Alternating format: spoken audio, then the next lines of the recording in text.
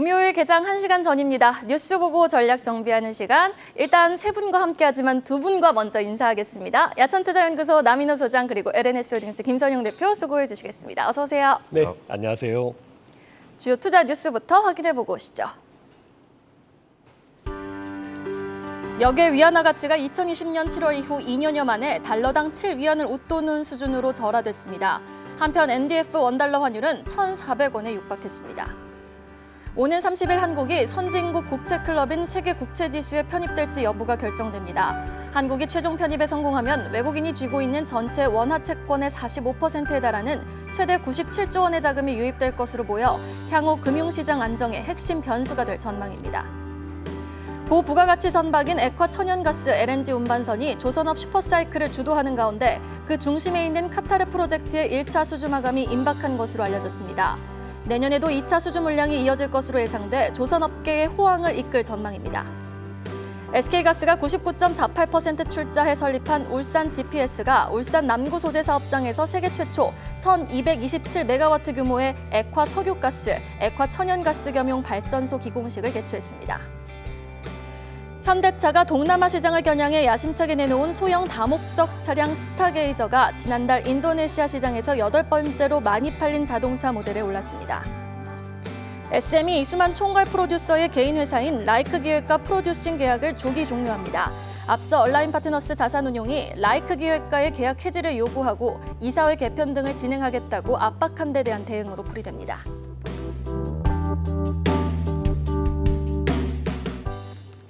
자, 하룻밤 사이에 천연가스 가격은 10%가 급등하고 9%가 급락합니다. 첫 번째 이슈 천연가스 관련 종목 살펴보도록 할게요. 자, 가스 가격이 이렇게 고공행진을 하다 보니 전 세계는 올겨울 가스 대란을 걱정하고 있죠. 우리나라가 LNG 가스를 제일 많이 사오고 있는 호주도 수입 제한에 들어갈 것으로 보이자 상대적으로 좀 싸고 발열량 좋은 LPG 가스를 혼소하는 정책을 실시할 전망인데요. SK가스가 지금 그 선두에 있는 것 같네요, 선영 대표님. 네, 맞습니다. 최근에 말씀하신 대로 이제 러시아 우크라이나발 이슈가 발생을 하면서 이제 전 세계적으로 천연가스 값이 굉장히 불안정한 모습을 보이는데, 물론 최근에 좀 안정을 찾고 있지만 이번에 미국에서 CPI가 발표된 걸 보니까 천연가스가 제법 큰 영향을 미치고 있었고요. 또 때마침 겨울이 되면서 이 가스에 대한 수요가 증가하게 되면서 아무래도 이제 수요가 올라가니까 가격도 자연스럽게 증가 현상이 발생하고 있습니다. 이에 따라서 앞으로 CPI에 계속 영향을 좀 주지 않을까라는 그런 생각이 좀 드는 가운데 SK가스가 99.48%를 출자해서 설립한 울산 GPS가 울산 남구 소재 사업장에서 세계 최초로 1,227메가와트급의 LPG 그리고 이제 LNG 겸용 발전소 기공식을 어제 개최했다라는 그런 소식을 들려왔습니다. 현재 공사 공정률은 한 25% 정도 되는 걸로 알고 있고요. 오는 10월 달에 송전선로 착공 그리고 내년 1분기 이제 주기기 설치를 거쳐가지고 2024년도 8월 달에 이제 상업 가동을 할 예정이라고 합니다. 일단 상업 가동이 2024년 8월이기 때문에 사실 지금 올해 당장 이제 천연가스 값에 올라가는 걸 이게 대응하기는 사실 어려운 부분인 것 같아요. 하지만 이걸 좀 미리 해줬으면 좋겠다는 생각을 항상 하지만 지나고서 이제 후회할 필요는 없을 것 같습니다. 어쨌든 앞으로 이제 이런 또 비슷한 상황이 발생했을 때 또 우리가 언제든지 좀 이제 유동적으로 이제 이용할 수 있는 이런 설치들을 하고 있다라는 부분 좀 체크해 보시면 좋을 것 같습니다. 일단 잘 아시는 대로 이제 울산 GPS라는 이 회사는 SK가 발표한 핵심 성장 전략 중에 하나입니다. 그래서 세계 최초로 LPG와 LNG를 이제 겸용하는 발전소다라는 부분 좀 체크해 보시면 좋을 것 같고요. 일단 LNG 수급이 굉장히 불안한 상황이 됐을 때 LPG로 대체할 수 있는 국내 유일의 발전소라고 보시면 될 것 같습니다. 그래서 SK 가스 점검과 관심 한번 가져보시면 좋을 것 같은데 앞에서 말씀드린 대로 천연가스 값이 사실 이번에는 이제 정치적인 이슈가 꼬이면서 러시아, 우크라이나 특히 이제 천연가스를 많이 제공하고 있는 러시아가 정치적으로 틀어버리면서 전 세계 값이 굉장히 불안감을 가지고 있는 것 같아요. 아직까지 유럽도 천연가스 값의 불안한 부분 때문에 올겨울에 어떻게 될 것인가에 대한 부분이 너무 걱정이고 오히려 이것 때문에 유럽이 진짜 디폴트가 나올 수도 있겠다, 정말 걱정이 된다 이런 얘기들이 굉장히 많이 나오고 있는 것 같습니다. 어쨌든 하지만 이번에 그런 이슈는 말 그대로 이제 이 돌발 이슈죠. 갑자기 발생한 이슈이기 때문에 사실 앞으로 이런 돌발 이슈가 발생하지 않는 이상 천연가스가 이번처럼 비정상적으로 튈 가능성이 그렇게 높지 않은 것 같아요. 하지만 항상 우리가 대비라는 걸 왜 하냐면은 기본적으로 발생하지 않는 이런 것에 대해서 언제든지 발생할 수 있는 이슈에 대해서 우리가 준비하는 거기 때문에 어쨌든 우리나라 입장에서는 이런 거 준비 잘 해놓는 것 같습니다. 당장 뭔가 영향을 미치고 당장 주가에 영향을 미칠 만한 이슈는 아니지만 어쨌든 우리가 SK가스를 비롯해서 천연가스 관심주, 특히 이제 미국 같은 경우 보면은 이제 가스 관련주나 아니면 최근에 이제 유가 관련주들이 굉장히 많이 좋은 모습을 좀 보여주고 있어요. 특히 천연가스, 이제 친환경 에너지 관련도 많이 좀 좋은 모습을 보여주고 있는데 에너지 관련주들은 앞으로 우리가 좀 계속 관심을 가져야 되는 섹터인 것 같습니다. 아마 개별적으로 종목들 하나씩 가지고 계실 텐데 그 부분 한번 체크해 보시면 좋을 것 같고 실적이나 아니면 앞으로의 이런 흐름들을 예상해 보되 이번처럼 돌발 이슈가 발생하는 케이스 말고요. 이제 항상 이제 흘러가는 어떤 시즈널적인 부분을 좀 체크하시면서 앞으로 대응해 보시면 좋을 것 같다라는 의견 드리겠습니다. 네. 자, 이렇게 수소산업 기반 조성에도 큰 역할이 기대되고 있는 SK가스.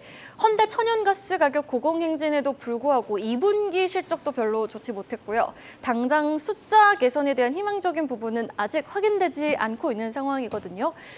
사실 그래서 그런지 주가 측면에선 참 아쉬운 부분이 많습니다. 하지만 오늘 이 뉴스를 기점으로 SK가스 주가 좀 시원하게 뻗어나갈 수 있을까요? 윤여민 팀장님? 사실은 이제 이 수소와 관련된 어떤 부분들이 지금 신재생 에너지와 좀 엮이면서 사실은 조금씩 움직이려고 하는 모습들이 나오고 있는 상황입니다. 여기에 이제 좀 자동차 쪽에서도 뭐 전기차뿐만 아니라 뭐 수소차에 관련된 뉴스들이 계속 나오고 있는 부분이 있기 때문에 일단은 뭐 수소 섹터 같은 경우는 좀 신재생 에너지 쪽에 좀 후발주자로 봐도 되지 않을까 좀 생각을 하고 있는데요. 일단 말씀하셨던 것처럼 SK가스가 사실 뭐 주가 흐름은 상당히 좋지는 않습니다만 일단은 뭐 수소 같은 경우는 좀 밑에서 모아가는 전략이 충분히 유효하지 않을까 좀 생각을 하고 있고요.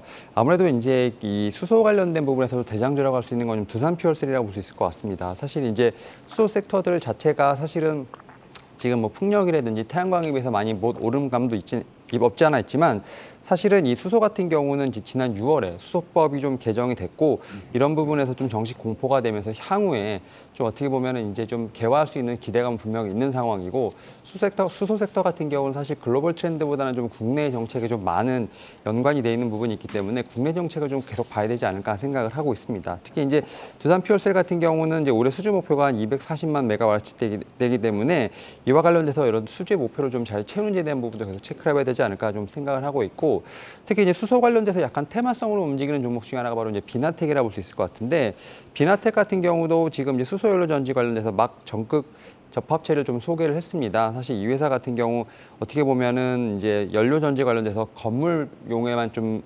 납품을 하다가 이제는 이제 차량용 수소연료 전지 막 전극 접합체까지 시장도 진출하고 있는 부분이 있기 때문에 뭐 주가적으로 봤을 때는 상당히 좀 탄력적인 종목이라고 볼 수 있을 것 같습니다. 이에 따라서 제가 볼 때는 태양광 풍력을 좀 놓치신 분들에게는 수소 섹터 같은 경우 상당히 좀 매력적인 섹터가 아닌가 생각하고 있습니다. 네, 알겠습니다. 비나텍 종목까지 한번 살펴봤고요. 다음 이슈, 시장 방향성은 없고 환율은 끝을 모르고 천정부지 오르고 있는 상황 속 수급이 계속 돌고 있는 섹터 뉴스 한번 점검해 보겠습니다. 어제 외인기관 동시매수 1위 종목 LG에너지솔루션이었습니다. 7월부터 쭉 힘을 내주더니 드디어 50만 원 탈환에 성공, 51만 원까지 회복을 했어요, 소장님. 네, 정말 기억이 납니다. 지금으로부터 한 7개월 전이죠. LG엔솔이 첫 상장될 때 50만 원 넘어서 시작했다가 50만 원 무너지니까 야 이제 LG엔솔 50만 원 위에서 팔 수 있을까? 이런 걱정하셨던 분 드디어 어제 다시 50만 원 넘어섰습니다. 제가 오늘 여기서 중요한 말씀 두 가지 드리겠습니다. 첫 번째, 미국의 IRA, 인플레이션 감축법이 뭡니까? 1번, 배터리를 일정 비율 미국에서 만든 회사이거나 2번, 마지막으로 전기차 차체를 미국에서 조립한, 즉 메이드 인 USA에 1,000만 원씩 주겠다는 것 아니겠습니까? 여기에 가장 큰 수혜 누가 볼까요? 바로 LG에너지솔루션입니다. 경쟁사라고 할 수 있는 CATL은 지금 아직은 미국에서 적극적으로 움직이지 못하고 있죠. 또 그러다 보니까 이미 LG에너지엔솔 같은 경우는 GM이라든가 스텔란티스라든가 이런 데하고 합작 공장 짓기 때문에 굉장히 좋습니다. 그런데 문제가 하나 있죠. 어제 종가 얼마죠? 51만 원입니다. 그런데 지금 LG엔솔의 목표가 얼마죠? 55만 원입니다. 그럼 이제 앞으로 주가 못 오릅니까? 염려하지 마십시오. 제가 이 자리에서 몇 번 말씀드렸지만 목표 주가는 항상 후행성이다. 제가 점 한번 쳐볼까요? 저는 금년간 한 달 내로 LG 에너지 솔루션의 목표가가 올라간다라고 여러분께 말씀드리겠습니다. 아마 제 추정하기로는 앞자가 6자가 되지 않겠느냐. 즉 LG 에너지 솔루션은 조만간에 60만 원대 목표가가 나올 겁니다. 그래야지 또 올라갈 수가 있겠죠. 자, 여기서 제가 중요한 말씀 한 가지 더 드리겠습니다. 자, 준비가 혹시 되시면은 시가총액 상위 종목 리스트를 올려주시면 매우 고맙겠습니다. 시가총액 상위 리스트요. 자, 우리나라 시가총액 1위가 뭡니까? 삼성전자입니다. 2위가 누굽니까? LG에너지 솔루션입니다. 자, 그럼 보십시오, 여러분.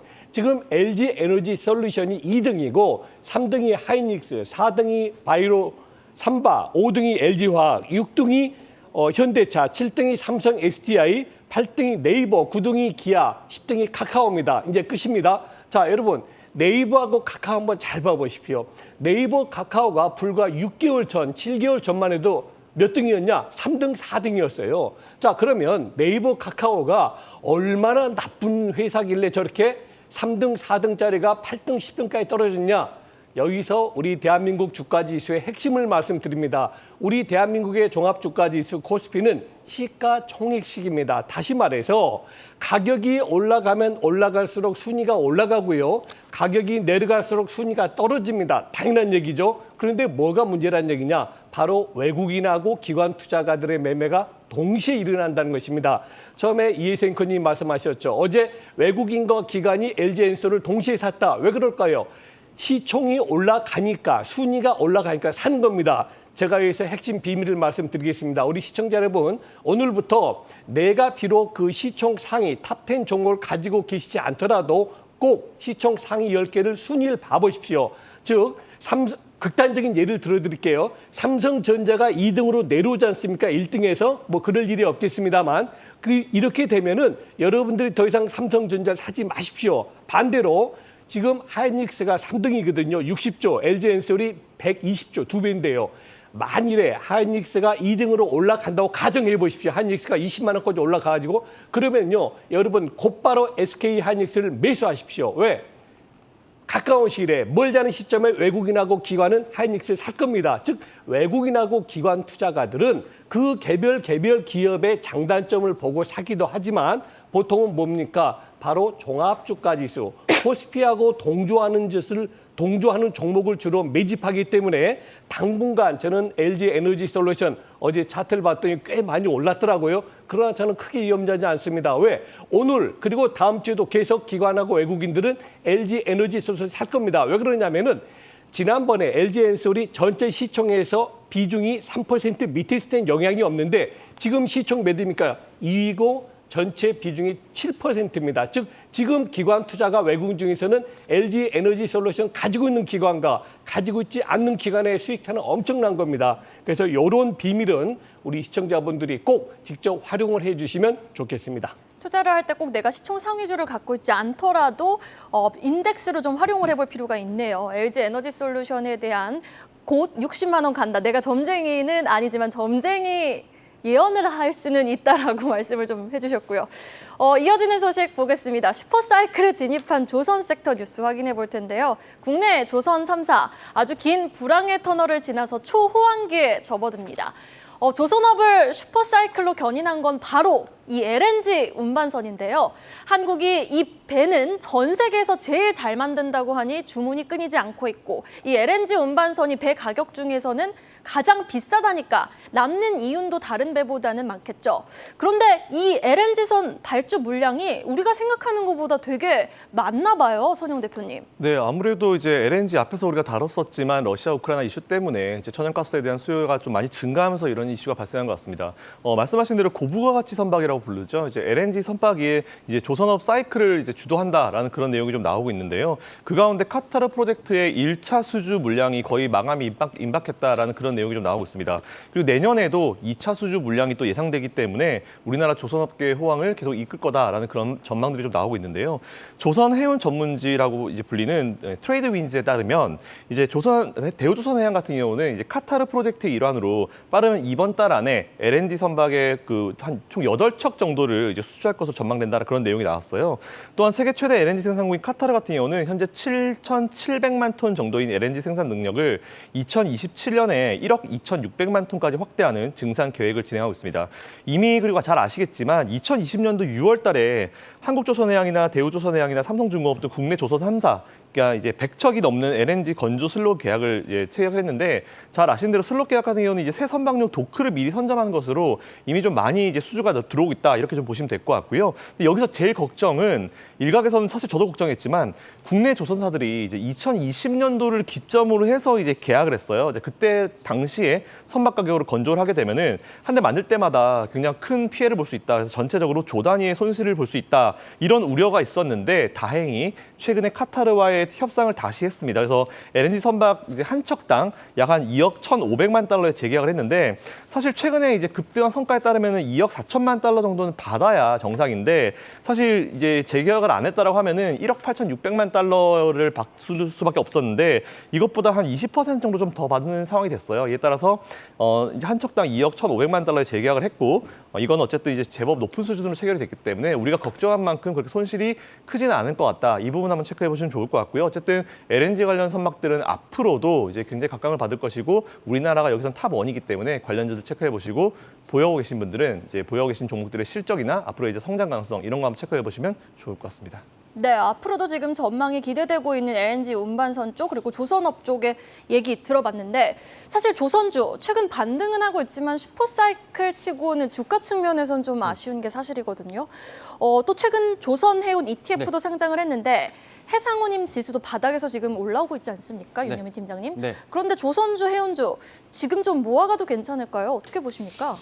사실 이 조선주 뉴스는 한 6개월 전부터 계속 나왔던 것 같고요. 사실은 이제 조선 섹터 제가 한 3개월에서 4개월 전부터 계속 말씀을 드렸었고, 이제 한 차례 좀 시세가 나왔었죠. 그래서 신고가 영역을 다 뚫고 올라가는 시세가 좀 나왔었습니다. 그리고 지금 이제 그 시세를 좀 반납을 하고 지금 차익 실현이 나오고 있는 상황인데, 오히려 이제는 이제 다시 모아갈 수 있는 상황, 혹은 뭐 이제 못 사셨던 분들에게는 지금 기회가 될 수 있는 어떤 그런 부분이 아닐까 좀 생각을 합니다. 사실 이제 제가 조선 섹터를 말씀드렸을 때 이제 현대 미포조선 이 지금 신고가를 뚫을 때 지금 그 대장주로서 그 밑에 있는 종목들을 보라고 몇 번 말씀을 드렸었고요.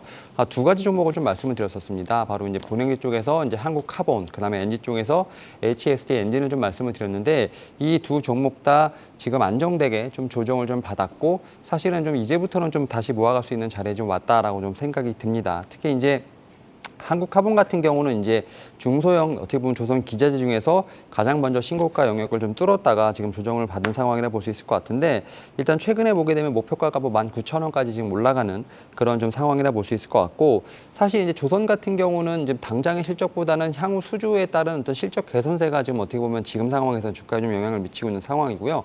이런 부분들이 특히 이제 뭐 빠르면 3분기 내년부터 실적이 얼마큼 나아지는지를 체크해봐야 되지 않을까 좀 생각을 하고 있는데 일단은 뭐 HSD 엔진 같은 경우도 사실 그렇고 지금 한국카본 같은 경우도 지금 실적 대비했을 때 수주가 상당히 많은 상황이라 볼 수 있을 것 같습니다. 특히 이제 한국카본 같은 경우는 2분기 말 기준 수주 잔고가 1조 원에 웃돌고 있는 상황, 지금 3년치 일감을 좀 보유한 부분이 있다라고 말씀드릴 수 있을 것 같고 HSD 엔진 같은 경우도 지금 수주 잔고가 한 7년의 최고이기 때문에 이런 부분들이 실적으로 반영되는 부분, 이게 아마 하반기부터 좀 내년까지 좀 이어지지 않을까 생각을 하는데 그러한 기대감으로 다시 한번 좀 반등이 나오지 않을까 좀 생각을 하면서 이 두 종목에 대해서는 제가 볼 때는 다시 한번 매수 의견을 좀 말씀을 드릴 수 있을 것 같습니다.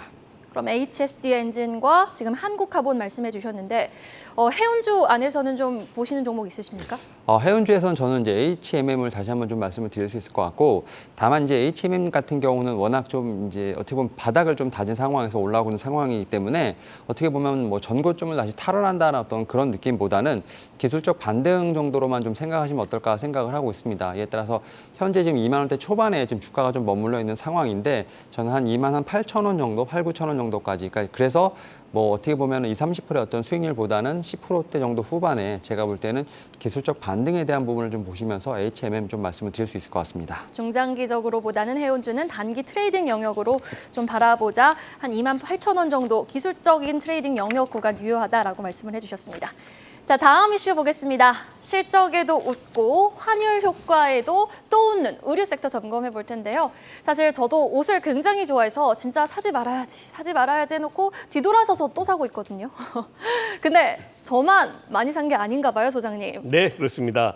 자, 여러분, 주문자 생산 그 OEM이라 그러죠. 우리가 이 제품들이 어제 주가 급등세 보이는데요. 대표적으로 화승 엔터프라이즈, 한세실업, 영어무역 등입니다. 여러분 잘 아시죠? 아디다스라든가 리복이라든가 이런 운동복, 그다음에 노스페이스 등산복이죠. 또 룰루레몬, 갭 등등 세계 굴지의 의류업체, 운동복 업체 등이 모두 다 우리 한국에 오퍼를 주고 있습니다. 왜 그럴까요?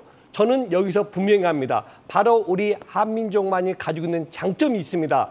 동북아 3국이죠. 한국, 중국, 일본, 그리고 아시아 일부 국가에서 사용하는 게 뭡니까? 바로 젓가락 문화죠. 우리는 5,000년 동안 젓가락을 사용했기 때문에 외국인들은 특히 유럽에 있는 분들은 주로 포크하고 칼을 쓰지 않습니까? 이래가지고 글씨를 제대로 쓰겠습니까? 미세한 손가락의 변화가 우리 한국인들은 대대적으로 그 DNA를 가지고 있다고 보는 겁니다. 저는 그래서 지금 이렇게 전 세계적으로 주문자 생산 그 의류가 지금까지도 좋았지만 앞으로도 저는 한국이 굉장히 오랜 시간 동안 세계 1위를 차지할 것으로 보는데요. 그러다 보니까 실적이 엄청나게 좋아졌습니다.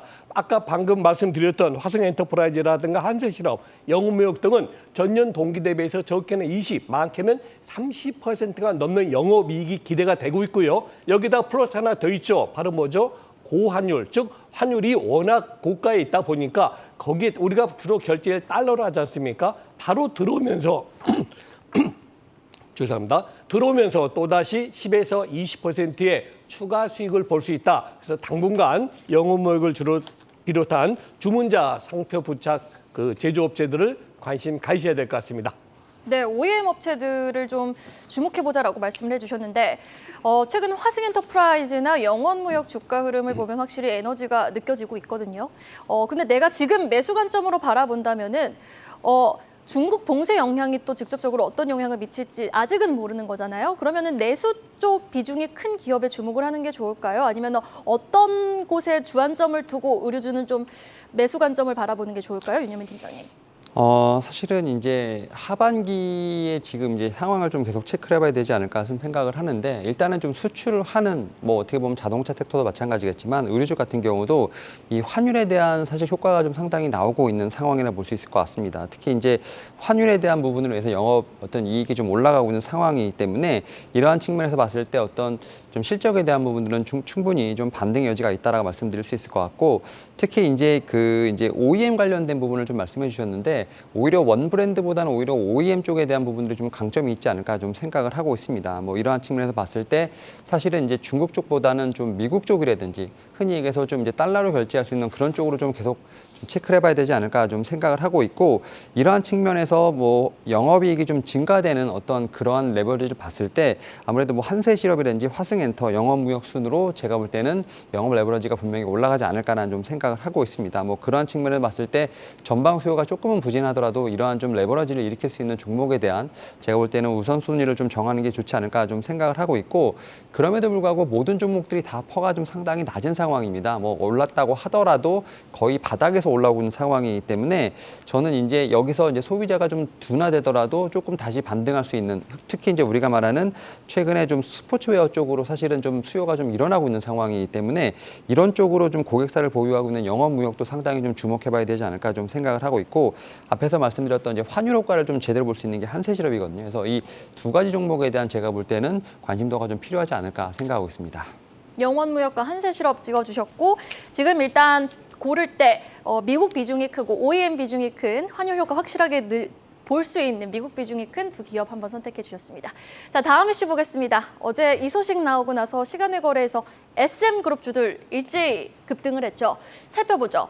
온라인에 베끼든 SM엔터테인먼트 소식인데요. 어제 장 마감 이후 SM의 라이크 기획 계약 종료 검토 소식이 들려왔습니다. 사실 SM에서 가장 큰 리스크가 버는 돈 줄줄이 이 이수만 총괄 프로듀서 개인 회사 라이크 기획으로 줄줄 새는 거 아니었습니까, 선영 대표님? 네, 맞습니다. 사실 뭐 SM 저도 좋아합니다. SM 소속 가수들 다 좋아하고요. 좋아하는 건 둘째치고 어쨌든 기업에 대해서 운영을 할 때 사실 이런 부분이 있으면 이제 주주들이 입장에서는 굉장히 좋지 못한 이슈였는데 온라인 파트너스가 이제 그동안 계속 요구를 해왔습니다. 이수만 총괄 프로듀서의 개인 회사 라이크 기획과 프로듀싱 계약을 좀 빨리 정리해라 얘기했는데 이거를 조기로 이제 종료하겠다라는 그런 소식이 어제 들려왔고요. 전일 시간 외에서 SM 주가가 9.92% 급등으로 상한가 마감했습니다. 아마 오늘도 굉장히 좀 좋은 흐름으로 이제 시작할 것 같은데 SM은 그동안 이 라이크 기획이라 부르는 기업에요. 이제 음반의 음악의 어떤 자문 프로듀싱으로 매출액의 최대 6%라는 인세를 지급했습니다. 이게 SM 매출 생각했을 때 많은 금액이죠. 엄청난 많은 금액인데 사실 이걸 빼면은 연간 영업이익이 대략 계산해 보니까 한 200억 정도 늘어날 것으로 이제 예상이 되더라고요. 그게 아마 주가에 반영돼서 어제 시간에서 상한가를 간 것으로 판단됩니다. 다만 업계에서는 뭐 이런 고민도 있습니다. 이수만 총괄 교수가 손을 떼면은 SM의 음반 경쟁력 약화 가능성이 제기가 되는데 사실 제가 봤을 때 뭐 이수만 총괄 프로듀서의 역할은 굉장히 크긴 큽니다. 하지만 SM이 그 정도로 이제 그 콘텐츠 능력이 약한가라는 그런 생각을 한번 해보게 되고요. 어쨌든 주주분들 입장에서는 이제 굉장히 좋은 소식이 됐고 아마 오늘도 주가가 굉장히 좀 긍정적인 측면으로 시작할 것 같고요. 그리고 이제 이런 주주 측면에서 이제 뭔가 불확실한 이런 부분들을 하나씩 제거해주면은 아무래도 SM이 최근에 이제 굉장히 잘하고 있기 때문에 앞으로 주가의 영향에도 굉장히 긍정적으로 가지 않을까라고 생각하고 있습니다. 네, 이 소식이 나오자마자 하나증권은 바로 SM 시총 3조 원도 바라본다라는 리포트를 냈습니다. 오늘 또 뭐 SM의 NCT 그리고 YG의 블랙핑크가 컴백을 예고했는데 자, 우리 여민 팀장님의 엔터 원픽은 JYP 아니었습니까? 그런데 혹시 어제 나온 이 뉴스로 인해서 탑픽이 변동됐을까요? 아닙니다. 저는 일단 여전히 JYP 엔터를 상당히 좀 좋게 보고 있고요. 일단은 엔터테인먼트의 어떤 이 상당히 좀 좋은 흐름은 제가 볼 때는 좀 지수와 좀 연관이 없는 우리가 흔히 말하는 좀 경기의 변동성과는 좀 어떻게 보면 상관관계가 옅기 때문에 좀 나오지 않나 좀 생각을 하고 있고 특히 이제 엔터테인먼트 같은 경우는 하반기에 어떤 앨범 판매량이라든지 또 이제 그 오프라인으로 어떻게 보면 이제 월드 투어를 좀 진행하고 있는 부분이 있기 때문에 여기서 좀 판매가 올릴 수 있다는 측면에서 봤을 때 하반기에 봐야 할 섹터 중에 하나라고 좀 말씀을 드릴 수 있을 것 같고 사실 SM 같은 경우는 어제 좀 이벤트가 있었습니다만 뭐 JYP 엔터를 필두로 해서 지금 엔터주 같은 경우는 목표가가 좀 상향되는 추세라 볼 수 있을 것 같습니다. 특히 이제 제가 먼저 말씀드린 이제 JYP 엔터 같은 경우는 목표가가 좀 상당히 상향되고 있는 모습이 좀 나오고 있는데 일단은 뭐 85,000원까지 좀 책정이 됐습니다. 뭐 KF, 유진, SK, 뭐 미래에셋 같은 대부분의 증권사들이 좀 목표가를 상향하고 있는 부분들, 특히 이제 스트레이트 키즈의 일본 콘서트라든지 트와이스의 유닛 성공이 좀 기대되는 부분이 있다라고 말씀드릴 수 있을 것 같고 일단 북미라든지 일본 시장의 팬덤 확대로 올해 영업이익이 컨센서스 대비 한 10% 이상 상회할 것이라는 어떤 전망이 있다 말씀드릴 수 있을 것 같습니다. 그리고 일단 YG 엔터테인먼트 같은 경우도 뭐 이제 목표가가 올라가고 있습니다. 뭐 최대 8만 원까지 좀 올라가고 있는 상황인데 뭐 3분기에 이제 블랙핑크, 그다음에 트레저의 컴백에 따라서 앨범 판매 매출이 좀 증가하고 있고 뭐 아무래도 이제 4분기부터 월드 투어가 예상되고 있는 부분이 있기 때문에 사실 실적으로 봤을 때는 YG 엔터테인먼트가 가장 좋지 않을까 해서 올해 좀 사상 최대 실적을 좀 기록하지 않을까 좀 생각을 하고 있습니다. 뭐 이에 따라서 사실은 엔터에 대한 어떤 분위기는 상당히 좋았고요. 그리고 이제 SM 같은 경우 어제 좀 이제 공시가 나왔는데 결국은 이 라이크 기획과의 어떤 계약이 좀 종료가 된다고 하면 분명히 이제 2023년부터 실적이 상당히 좋아지지 않을까라는 좀 예측을 해본다라고 볼 수 있을 것 같습니다. 뭐 분명 이제 2023년 이제 뭐 내년이죠. 이제 라이크 기획향으로 지금 이제 수수료가 한 300에서 한 300에서 한 360억 정도, 뭐 많게는 400억 정도가 예상이 됐는데 그런 부분이 이제 없어지게 된다고 하면 제가 볼 땐 영업이익 같은 경우가 좀 다시 늘어날 수 있지 않을까. 그래서 내년에 영업이익을 한 1,300억 정도로 봤었는데 뭐 1,600억 정도까지도 좀 상향되지 않을까라는 좀 생각을 하고 있고 뭐 그러한 측면에서 일단은 영업이익의 상승에 따라서 뭐 이에 따라서 현재 상황에서 주가 밸류는 좀 언더퍼폼 돼 있는 부분이 있기 때문에 충분히 제가 볼 때는 어떻게 보면 목표가가 상향될 수 있는 그런 좀 어떤 상황에 놓여 있다라고 볼 수 있을 것 같고 다만 이제 뭐 공시도 나왔습니다만 향후에 어떤 이런 좀 움직임을 좀 봐야 되지 않을까 좀 생각합니다. 이런 측면에서 오늘 분명히 좀 갭상승할 것으로 보이고 있습니다만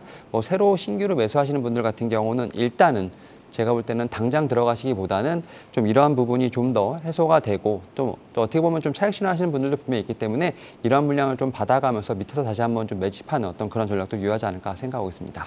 네, 일단 오늘 같은 날에는 갭상승하고 좀 차익 실현 매물 출회가 요소가 있으니 위험 요소가 있으니 신규 매수 접근은 조금 보수적으로 바라보신다라는 말씀까지 해주셨고 그럼 YG엔터가 탑픽인가요?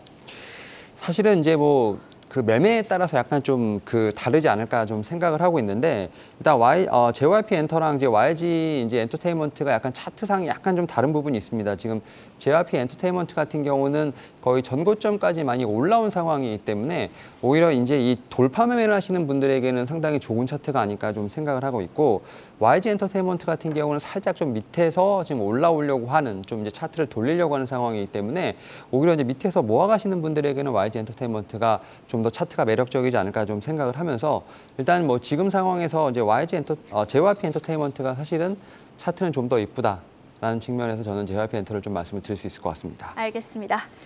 자, 그럼 우리 마지막으로 지금 애매모호한 위치에 있죠. 지금 시장 애매모호한 자리에 있는데 CPI 소비자 물가지수가 기대를 충족시켜주지 못하니 이제 다음 주 FOMC 회의 결과만을 바라보고 있습니다. 날짜만 보지 말고 가치 있는 가치주를 한번 찾아보도록 하죠. 소장님, 이렇게 방향성이 부재한 시장 안심할 수 있는 저변동 가치주는 어디에서 좀 찾아볼 수 있을까요? 예, 그렇습니다. 자, 이제 계절이 바뀌었습니다. 이제 더 이상 여름이 아니고 가을이죠. 지난 2020년도부터 작년까지죠. 2021년도까지는 금리를 내리는 금리 인하 시기였습니다. 이때는 뭐가 좋을까요? 가치주보다는 성장주가 좋죠. 그래서 네이버, 카카오, 메타, 아마존 이런 주가들이 일반적인 전통주보다 더 많이 올랐습니다. 그런데 금년도 어떻습니까? 2022년도 들어와서는 오히려 금리 인상 시점으로 바뀌었죠. 그러다 보니까 이제는 어떻죠? 성장주보다는 오히려 전통 가치주가 더 유리한 조건이다라고 먼저 말씀드리겠습니다. 자, 그러면 우리가 무조건 저평가된 저자산주만 사면 될까요? PBR이 낮은 PBR 1배 미만의 그런 기업만 사면 될까요? 거기다가 하나 더 붙이시는 게 좋겠습니다. 즉, 자산 가치가 좋은 데다가 금년도 그리고 내년도 실적이 좋아질 것이 기대되는 종목군들이 지금 화면 자료에 나오고 있습니다. 대표적으로 우리가 전통적 가치주 하면은 KT라든가 GS라든가 또 DB선보, 현대백화점, CJ 대한통운 등을 꼽을 수 있겠습니다. 지금 자료 나오고 있지 않습니까? 0.5, 0.5, 0.3, 0.6, 0.2 PBR 1배가 안 됩니다. PBR이 즉 자산 가치가 현재 주가 수준이 자산 가치의 30%밖에 안 된다는 뜻이고요. 그다음에 그 밑에 나오고 있죠. 주가 상승이 거의 없었습니다. 가장 높은 게 그 GS네요. 15% 올랐습니다. 사실상 많이 오른 게 아니죠. 그래서 당분간 금리 인상이 전 세계 증시의 제일 큰 화두 아닙니까? 이제 다음 주면은 FOMC가 울트라를 올릴지 자이언트 올릴지 0.75 아니면 1% 올릴 텐데 그렇게 돼도 파고가 그 충격이 충분히 소화할 수 있는 종목들이 바로 이런 고자산 평가에 수익이 좋은 기업들이 아닌가 싶습니다. 그래서 방금 소개해드린 종목군들 관심을 가지시면 좋겠습니다. 네, 알겠습니다. 자, 지금 미 나스닥 선물 주가 지수도 0.6%대 하락세를 보이고 있는데 오늘장 전략으로 마무리해 보겠습니다. 먼저 윤여민 팀장님의 전략은요? 예, 사실 이제 다음 주 이제 FOMC 회의 전까지 좀 방향성을 잡기는 상당히 좀 애매한 상황이 아닐까 좀 생각을 하고 있습니다. 뭐 변수가 없어도 어떻게 볼 때는 증시 자체가 좀 제한적인 등락을 보여주고 있는 상황인데 사실 이번 주에 좀 미국 지표가 좀 상당히 많이 나옵니다. 좀 많이 나왔기 때문에 뭐 제조 지표, 소매 판매, 뭐 기대 인플레 좀 나왔죠. 이러다 보니까 이러한 측면에서 증시가 좀 상당히 민감하게 반응한 것이 아닌가 좀 생각을 하고 있고 특히 이제 우리나라 환율이 좀 상당히 걱정이 됩니다. 지금 뭐 1,400원대를 좀 영해환율에서 좀 돌파한 부분이 있기 때문에 이런 부분도 제가 볼 때 상당히 좀 조심스러운 우려될 부분이 아닌가 좀 생각을 하면서 이런 측면에서 제가 볼 때는 뭐 등락에 관련된 부분은 사실은 좀 기대하기 힘들다라고 볼 수 있을 것 같고 결국 그러다 보니까 중소형 종목군에서 장세 어떤 종목별 장세는 계속 이어지지 않을까라는 생각을 하고 있습니다. 이에 따라서 뭐 전체적인 지수에 대한 부분들은 어떻게 보면 박스권 매매를 계속 해야 되는 부분이 있겠습니다만 그 밑에 단에서 섹터별로 종목별로 좀 장세가 이어지는 부분이 있기 때문에 결국 이러한 측면에서 종목에 대한 부분을 좀 더 집중해야 되지 않을까 생각합니다. 네, 이어서 남인호 소장님의 전략입니다. 네, 저도 방금 전에 우리 윤현민 팀장께서 말씀 주신 대로 지금은 주식시장보다는 오히려 환율시장, 좀 더 근본적인 시장이라고 볼 수 있는 환율 시장이 더 중요하다고 봅니다. 어제 우리 또 기획재정부 장관께서 개입을 하셨죠. 지금 가만히 앉아있지는 않겠다. 굉장히 올바른 판단입니다. 뭐 좌시하지 않겠다, 묵과하지 않겠다. 저는 그건 다 필요 없는 소리라고 봅니다. 직접 정부가 시장에 개입을 하는 것이 저는 올바른 조치였다라고 먼저 말씀드리겠고요. 다음 두 번째는 지금 미국 시장이 아주 중요한 포인트에 와 있습니다. 우리 대한민국은 지난주 목요일이 선물 옵션 만기일이었죠. 그런데 오늘 저녁이죠. 미국은 바로 9월 16일 오늘 저녁이 미국의 9월 선물 옵션 만기일입니다. 게다가 또 미국은 좀 특이해요. 우리같이 끝날 때 기준으로 평가하는 게 아니고 오늘 저녁 시작하는 것이 미국의 선물 옵션 기준일이 됩니다. 참 독특한 그런 제도인데요. 자, 왜 제가 이 말씀을 드리느냐.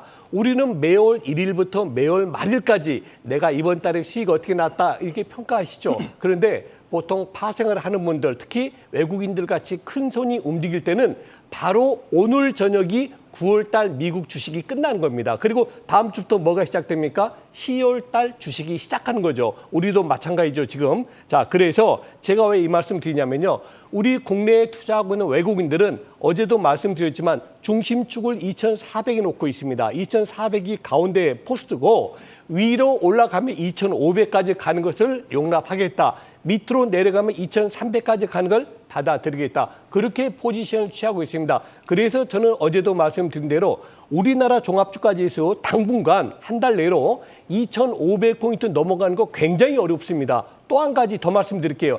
2,300포인트 밑으로 가는 건 더 어렵습니다. 왜? 그렇게 되면 외국인들이 손실을 보거든요. 그래서 저는 일단은 아까 말씀대로 다음 주 FOMC에서 울트라를 할지 자이언트를 할지 뭐 베이비를 할지 그건 모르겠지만 일단 FOMC에서 금리 결정할 때까지는 우리 시장은 크게 요동치지 않을 것이다. 오늘 시작도 마찬가지죠. 미국이 빠졌기 때문에 우리가 좀 마이너스로 출발을 하겠지만 지금 베이시스 어떻습니까? 0.74. 그렇게 나쁘지 않습니다. 오늘도 만일에 어제와 반대로 외국인이 선물만 매수한다면 우리 주가지수 저는 플러스가 날 수도 있다. 이렇게 말씀을 드리겠습니다.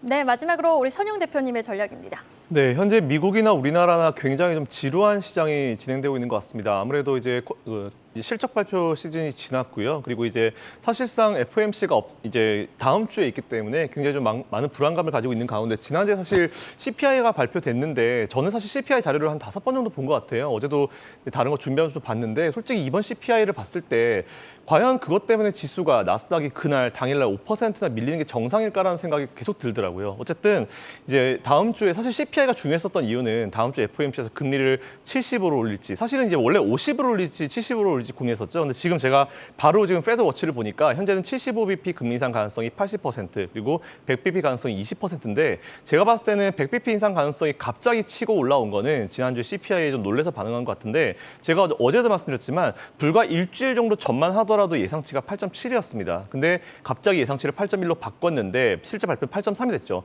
그러니까 오히려 처음에 예상치 8.7대로 나왔다가 8.3이 발표가 됐으면 시장은 분명히 위로 지금 향하고 있을 텐데 오히려 기대감을 더 주면서 그 기대감을 충족시켜주지 못하면서 지금 시장이 이렇게 내려간 것 같아요. 아무리 미국 노동부에서 발표한 자료를 봐도 CPI가 이번에 그렇게 나왔는데 5%나 밀린 거는 이해가 안 됩니다. 그 얘기는 물론 이제 시장에서 이제 왔다 갔다 하고 있는 수급들의 주체가 그만큼 많이 놀랬다라는 결과인 것 같고요.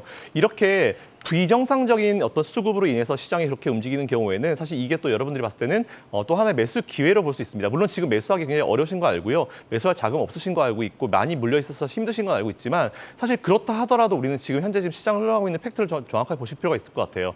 아마 다음 주 FOMC까지는 우리나라든 미국이든 굉장히 조용할 겁니다. 그리고 수요일 날 FOMC 끝나고 나서 파월 의장이 또 어떤 식으로 멘트하냐 그리고 75를 하냐 100을 하냐 이거에 따라서 좀 달라질 것 같은데 제가 봤을 때는 현재는 75bp 가능성이 높아 보입니다. 왜냐하면은 이제 QT도 이번에 950억 달러 풀로 올리잖아요. 그것도 분명히 금리 인상 효과를 주기 때문에 무리해서 100bp를 하지 않을 것이다라고 좀 보고 있고 CPI를 봤을 때도 굳이 그렇게 할 필요가 없을 것 같다는 그런 생각을 하고 있기 때문에 어쨌든 다음 주까지는 그래도 이슈가 없고 너무 조용하기 때문에 보수적인 시각을 유지하시면서 투자를 이어가시면 좋을 것 같고요. 일단 좀 주의를 하시는 게 좋을 것 같습니다. 그리고 앞에 소장님 말씀하신 대로 오늘 밤에 미국에서는 선물선 동시만기일이기 때문에 조금 변동성이 있을 수 있으니까 그 부분 참고하셔가지고 투자를 힘드시겠지만 잘 버티시면서 이어나가셨으면 좋겠습니다. 네, 세 분과 함께 봤습니다. 남인호 소장 그리고 김선영 대표, 윤여민 팀장이었습니다. 오늘 말씀 고맙습니다.